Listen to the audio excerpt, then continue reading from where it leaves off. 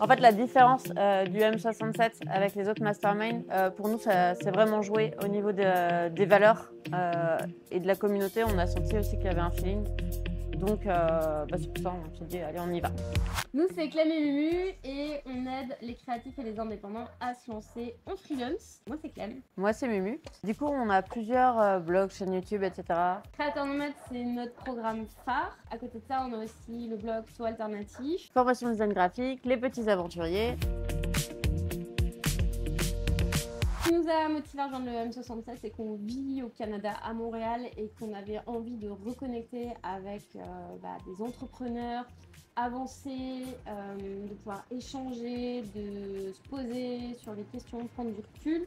On sentait aussi qu'on avait atteint un plafond et du coup on progressait pas beaucoup. On progressait mais lentement et sûrement, mais on avait un petit peu envie de passer un step. Du coup c'est là qu'en fait on a eu la prépa 67 et on a eu des très bons résultats avec la prépa 67. Ça nous a permis de prendre confiance. Je pense qu'on avait des blocages mindset assez forts que Fabien a dégommé, qui est coach dans le M67. On a eu Thierry qui nous a bien aidé aussi sur la structuration, et à côté de ça on avait aussi un accompagnement en dehors qui était sur le financier. Ça a fait qu'on est passé en un an de 185 000 euros à 740 000 euros de vente. Donc je pense que ça nous a conforté dans l'idée qu'on allait continuer l'aventure. En fait, il y avait le choix entre continuer ce qu'on faisait et de garder tout ce qu'on faisait, d'avoir toujours les mains dedans, ou avoir plus d'impact et de pouvoir développer plus de projets. Et on a fait le choix de pouvoir construire un projet qui soit sain pour nous, sain pour nos clients, dans le sens où on va s'assurer qu'ils soient toujours livrés correctement, qu'ils atteignent leurs résultats et leurs objectifs, et que ça soit aussi un modèle pour eux de voir que oui, on peut avoir plusieurs types de projets, que ça va être viable. Et je pense que pour le faire, de toute façon, il faut s'entourer. Alors vraiment les avantages qu'on voit dans le M67 pour nous, c'est le partage d'expérience avec les membres de la communauté. Parce qu'on peut comparer nos stratégies, on peut regarder ce qui marche, on peut essayer des choses, on peut s'échanger des outils, des personnes contacts. Enfin, c'est assez infini en fait comme aide pour développer son business. Et ce qu'il y a d'intéressant aussi, c'est que des fois on a des croyances sur ouais, mais ce modèle-là il marcherait pas trop, puis tu vois que le voisin le fait, et donc ça te permet de te dire peut-être que je peux y réfléchir autrement. Et ça te permet de prendre un temps de recul. C'est notre premier week-end M67, et ça permet vraiment de se retirer de l'opérationnel. On échange beaucoup, on est à deux, souvent on nous dit que c'est une chance d'être à deux, ce qui est vrai au niveau où on en est. Mais ça permet vraiment de prendre un recul énorme pour pouvoir réavancer et se remettre à fond dans les projets. Ouais. Je suis arrivée complètement lessivée au bout du rouleau. Et je repars en mode, je suis trop contente, il y a plein de trucs à faire. Ouais, c'est ça, j'allais le rajouter sur la motivation, c'était top quoi, parce qu'on est arrivé crevé et là on voit plein de trucs à mettre en place, plein de nouvelles idées qui vont germer, et alors qu'on était un peu en mode bout de course, bon qu'est-ce qu'on fait quoi. Et si vous êtes en duo, c'est bien de le faire en duo aussi le M67, parce que on n'a pas tous la même façon de penser, puis c'est le moment où on peut se détacher. On maximise les expériences en fait aussi quoi. Oui, puis si tu as une vision, j'ai une vision, puis souvent on peut avoir tendance à s'auto-parasiter entre nous dans les conversations. Et là, on a chacune notre expérience, et c'est bien de débriefer aussi derrière sur tout ça, et je pense que c'est hyper enrichissant. En fait, la différence du M67 avec les autres masterminds, pour nous, c'est vraiment joué au niveau des valeurs et de la communauté. On a senti aussi qu'il y avait un feeling.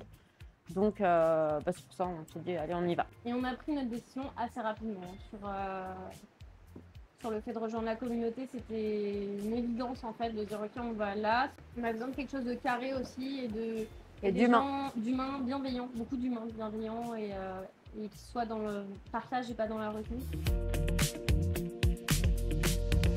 C'est très bienveillant, il y a beaucoup d'humour, mais aussi on parle de nos activités. Des fois c'est des sujets difficiles, mais ça n'empêche pas que ça soit hyper fun, et que c'est dans la bienveillance en fait, et dans un climat détendu quoi. Ouais, détendu, et on va bosser tout en se détendant, c'est magique.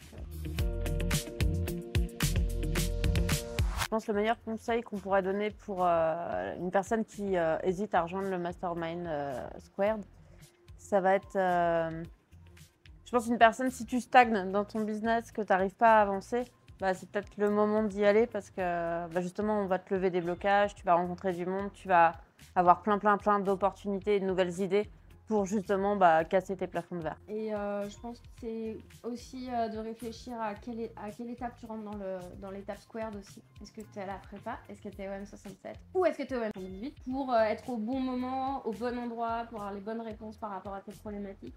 Mais c'est un bon investissement et le meilleur conseil que je peux te dire aussi, c'est fais-le à fond. Nous, on vit au Canada. On a fait des hot seats à 4h du matin parce que c'était à 10h. Et en fait, quel que soit le programme que tu prends, bah, le fais pas à moitié en fait.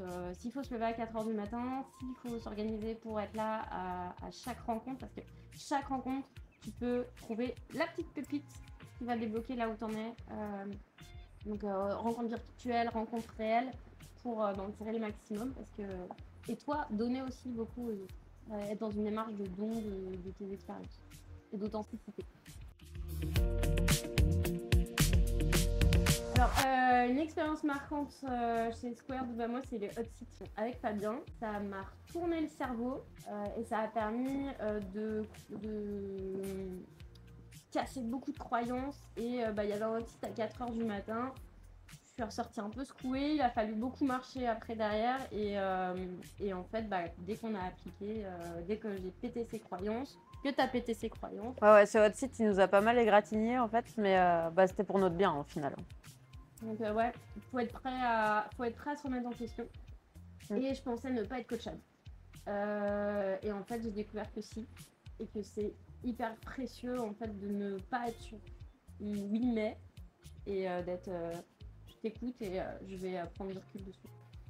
Une expérience marquante, bah, je pense que c'est ce week-end aussi, c'est vraiment cool. Ce week-end, la rencontre avec la communauté.